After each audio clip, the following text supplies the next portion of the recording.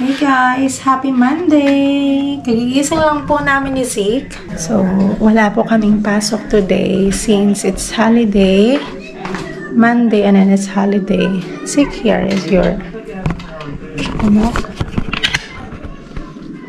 Good morning! So, guys, wala po kaming pasok ni Zeke pero si Papa Ket mayroong pasok today. Okay! Enjoy your choco milk. Wala po kaming pasok ni Zeke ngayon, pero si Papa Ket mayroong pasok. Umalis na nga siya kanina lang. Tapos, pero bukas wala yung pasok, naka-off day, pati Wednesday. So, ako may pasok na ako bukas. Bali, switching kami. So, ngayon, ang ganda ng weather daw ngayon. Abutin daw ng 13 degrees. Pero you guys, tingnan nyo sa labas. Naglagay ako dyan ng mga seeds para sa ibon. Pero feeling ko hindi nila ginagalaw yan. Kasi parang ganun pa din. But yeah, just let it there. Maaraw naman. Pero siguro of all the days nitong week, ito yung maging maganda yung weather. Itong Monday na to. Alam niya na siya yung pinag-uusapan. So, ayaw niya na nagsasalita ako. So, ayan, gagawa muna ako. Zeke, do you want to go to the city later? Wala kaming masyadong ganap. Wala kaming actually gagawin today. Pero naisipan ko, balak namin pumunta ng city. Punta sana kami ng city maya-maya. Kasi feeling sunny naman daw today.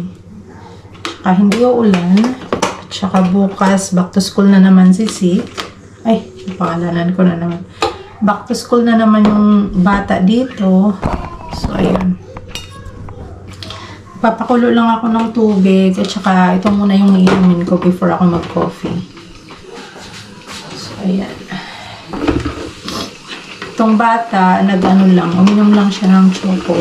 Tingnan nyo, kagabi. Hindi na ako tawag nun. Hindi na namin niligpit ko kagabi bago kami umakyat. Kasi tinamad akong magligpit nito. Kasi iniisip ko, bukas na naman si Zeke, gagamitin niya naman to at magkakalat na naman dito sa lamesa. So, gagamitin niya ulit tong mga maliliit na clay. So, tingnan nyo guys kung gaano kakalat pagka naglalaro si Zeke ng mga ganito. Meron niya slime eh.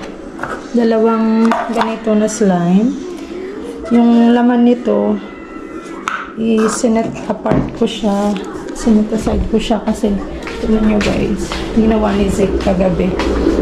Ayan o. Pinaghalo niya yung slime at saka yung clay. Iwan kung lalaroin pa niya yan mamaya. Kulo na yung ating tubig. So, ayan. Tingnan natin kung mahanapin niya ito mamaya. Pero, isiset aside ko ito kasi sobrang messy sa lamesa ba? Pagka, at saka lagay ko muna dito sa aming likod. Wala na tayong space. Pero, dyan na muna. So, ayan. Muna ako. Inom muna ako ng mainit na tubig.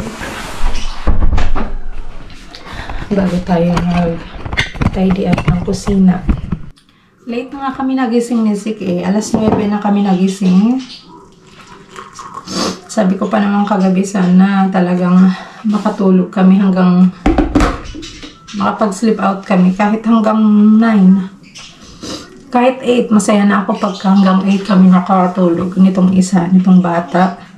Kasi panayang gising nito every time na alas 6 kasi nasasanay siya sa routine niya ba? Kasi pag sa school, meron siyang school 6:30, nagigising na kami. So, nasanay siya sa ganun. So, ngayon, buti nga ngayon kasi alas 9 na kami nagising.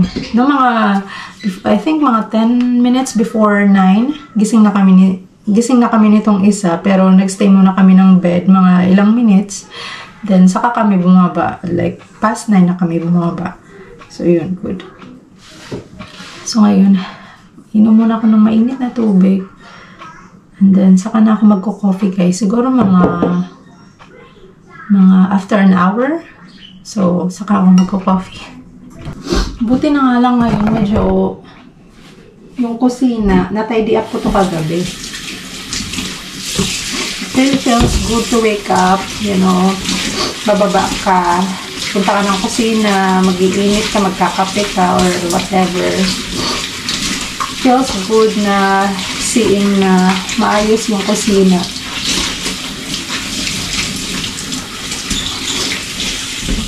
Kasi ako, I really make sure na bago ako umakyat, gusto ko na ayos ko na yung kusina, nakapag-tidy up ako kahit papano, tapos yung mga plates, baso na madumi, nilagay ko na sa machine.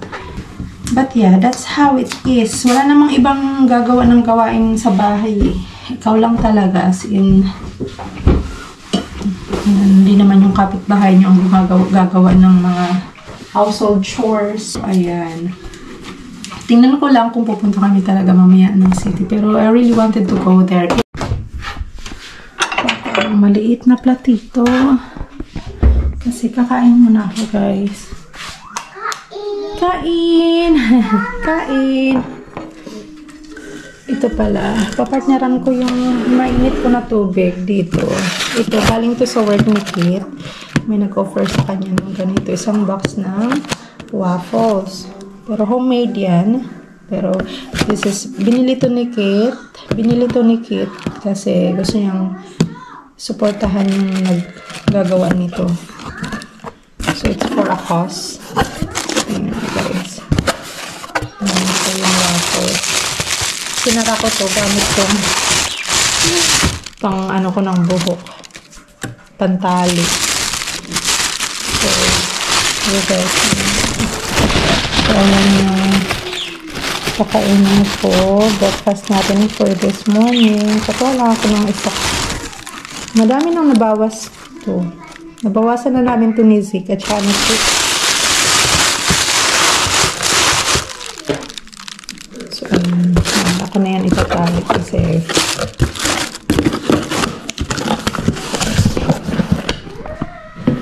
so, ayan. Kain tayo, guys. Habang busy yung isa. Kasi mamaya, makikipaglaro na naman yan sa akin. Kasi itong isa, recently, gusto niya, every time bababa talaga kami, one-on-one, makikipaglaro siya ng mga, ano niya, laruan. Mga maliliit pa ng mga cars. Yun pa talaga yung gusto niyang, basta, sabi ko, oh my goodness. Alam niyo yung kagaling niyo lang, kagigising niyo lang, tas kaagad. Pero naintindihan ko naman tong bata na to, kasi wala siyang kalaro. Ganun talaga, pag nag-iisa lang yung anak niyo, you have to make sacrifices also pag kailangan niya ng kalaro. Kailangan mong maging flexible. Kailangan mong makipag, din sa kanya, makikooperate somehow. Ganito ang ating view dito, guys. From here, from the dining area. Tapos, ayan ang view natin. Balak na namin yan i-dismantle ni Kit kasi, di ba, cold days na. Tapos, meron pa, hindi pa nalinisan yung mga leaves doon. Kasi, nilipat ko yan dyan. Galing yan dyan the last time. Kasi naglinis ako ng garden, nilipat ko yan dyan. Kasi, dito banda, ang dami nahuhulog ng mga dahon since fall season na dito. So, dyan sinasalo lahat. Pero hindi pa nalilinis yan. Pero we are planning to dismantle that. Kain tayo, guys. Pakita ko sa inyo. Diba nakita nyo the last time? Yung sa vlog ko. May nakuha akong maliit na table. Galing sa kapitbahay. Kasi for free yun. Tingnan nyo. Ginawa ko. Pinaglagyan ko ng cage dito ng mga ibon. Tsaka dito sa baba, merong mga maliliit na, merong mga plants. Tingnan nyo guys yung plants ko. Ang healthy nilang tingnan, di ba? Super green. Ito, normally nasa garage to. Pero nilipat ko dito. Tingnan nyo kung gaano sila ka-healthy. Ang green ng mga dahon. Ayan. Tapos ito rin. Ito siguro may 2 years na to sa akin. Namatay ito the last time. As in, totally, wala na siyang dahon. Tapos, maliit na lang siya na stem dito. Tapos, hinayaan ko lang. Tapos, after a couple of months, may nakikita na naman akong green. Sabi ko, wow. Siguro magiging okay na ulit to. Kasi itong plants na to, I really like this. Para siyang trees na maliit. Pero this kind of plants, parang ano daw to, fern. Parang fern. Pero, gusto ko to pagka mga maliliit pa na bagong lang, usbong. Wala na. Bagong usbong lang kasi ang green nila. Tapos, ito guys, tingnan nyo. Ito, meron dito maliit na parang usbong siya. Ang ganda niyan pagka naging if it grows a bit. Tapos yung mga leaves niya, maliliit. Ang ganda siya niyang tingnan. Tapos super green. But yeah, tingnan niyo kung gaano ka-healthy. Meron pa akong mga plants sa garage. Pero hindi ko na siya nilagay dito na muna kasi otherwise mapupuro plants tayo dito sa ating bahay. Kasi guys, kada corner nitong bahay may plants. Ito rin, may plants. Itong monstera naman, matagal na rin to sa akin. May couple of years na rin to. Pinat ko yan, tapos nireplant ko ulit. So guys, pero ang ganda ng niya ngayon. Yung iba, pinamigay ko sa mga kaibigan ko. Yung iba naman, meron pa akong natitira dito na dalawang monstera plant. Pakita ko sa inyo guys. Pasensya na kayo sa courage naman. Ito guys. Ito ang healthy nilang tingnan. Ayan. Look at these leaves. Ang green. Tapos ito may bagong leaves. Tapos itong rose, pinasok ko rin dito. Kasi namamatay siya sa labas. Tapos nagwe-wither na yung kanyang mga dahon. Nagpo-fall off. So nilagay ko na siya dito. Ayan na naman. It looks good now. Tapos itong isang rose. Parehas lang yan sila. Kulay white ang flower niyan. Ano pa nga ba? Ito, ang ganda niya na rin tingnan. It does good actually. Tapos ito rin guys. The last year kasi ata. That was last year. Itong plants na to, ang story about dito is, binili ko yung plants na to sa shop. Ang gaganda ng mga flowers niyan. Kasi dark pink ang kulay ng flowers nito. Nagda-dry out ang flowers. Meron kang makikita kaagad na mga maliliit na buto galing from the flowers. Tapos kinolekta ko yung lahat guys. At saka nireplant ko ulit. Ito na sila guys. Tapos yung old na plants namatay na. Tingnan nyo guys. Tapos ito, guys. Ang tagal na rin to sa akin. Maliit lang to. The last, time na binigay. Siguro, I'm still working with my old previous job. May nagbigay sa akin ito. Super liit lang. Tapos ngayon, ang laki. Ito maliit. So, ayan. Ganyan ang ating mga plants. Ganyan dito sa Belgium. Pagka nagiging winter season, cold days, fall season. Ibang mga plants na yung tolerance pagdating sa cold is very low. Kailangan maipasok yung mga halaman kasi otherwise mamamatay sila. Tsaka sayang din naman. Kung gusto mo silang i-keep, kailangan mo silang ipasok sa bahay.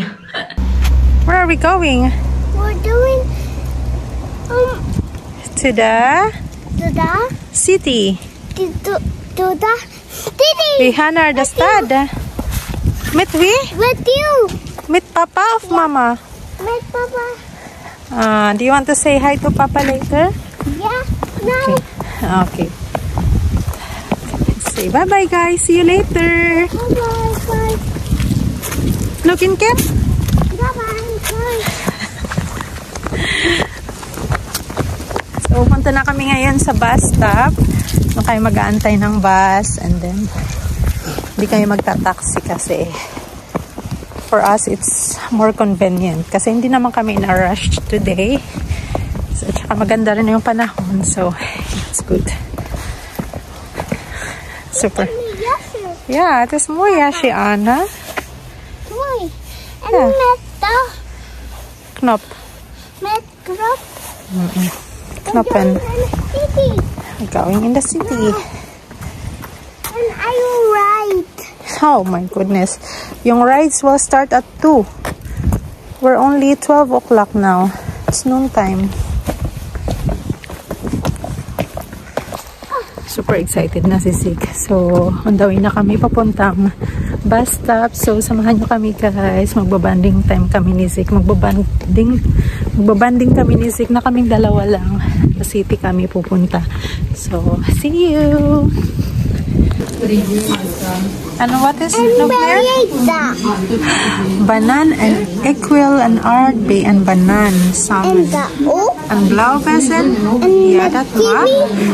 Where is kiwi? Ah, yeah, that is kiwi. Ja, en met dat. And met de chocola. En met chocomelk. And met chocomilk ook. En met dat chocola.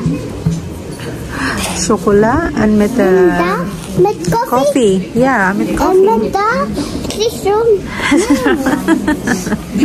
Citron? Chocolade. Meron akong matcha latte dito. Thank you, Will. French is van papa. Nog een klein beetje. Wow, thank you, Will, papa. That's papa's food. Guys, andito kami sa park ng Ostend. Kung the last Saturday, pumunta kami ng indoor playground. Sobrang matao doon. Pero ngayon, ito yung kabaliktaran. As in, super calm. Wala masyadong tao. So, ayan. Kasi at saka yung anak ng kaibigan ko, andito sila naglalaro sa likod. Anong oras na ba ngayon? So, 1:35. Buti na lang talaga nakapag-lunch muna kami ni Sik doon. Nakapag-lunch muna kami ni Sik sa bahay. Then, pagdating dito sa city, nag-drinks lang kami sa warm chocomilk for Sik at saka nag-matcha latte ako. Then, ngayon, naririnig ko yung sigaw ni Sik. Sobrang nag-enjoy na naman yung bata namin. Wala. Uy. Nag-enjoy na naman si Sik. Kasi bukas back to school na naman siya. Hi. Hi, Janessa followers. I am her friends. I am her friends. I met her in the Netherlands. School. And then That's all. That's all.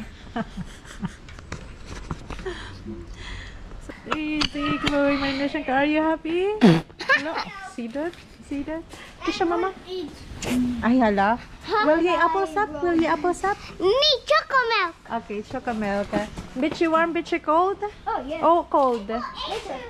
Ay, Strax, baby. Strax. Okay.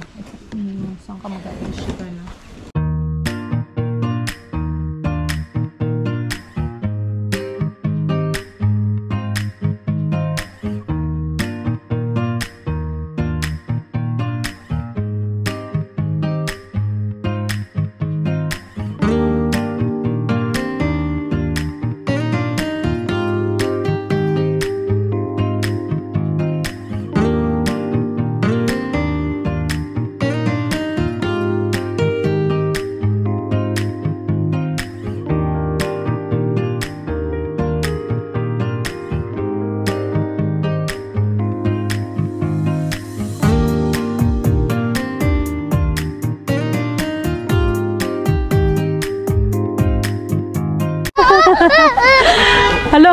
Hello, who was that?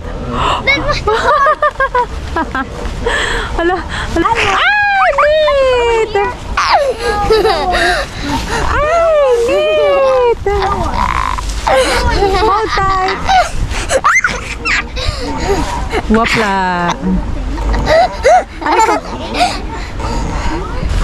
Ang galing-galing mo na dyan ah. Samantalang dati, takot na takot ka pa dito. Ngayon, look at you. Woo! aray ko naman. Sinaktan mo yung kamay ni mama. I slan you. Ik slan you. Yeah! Yeah!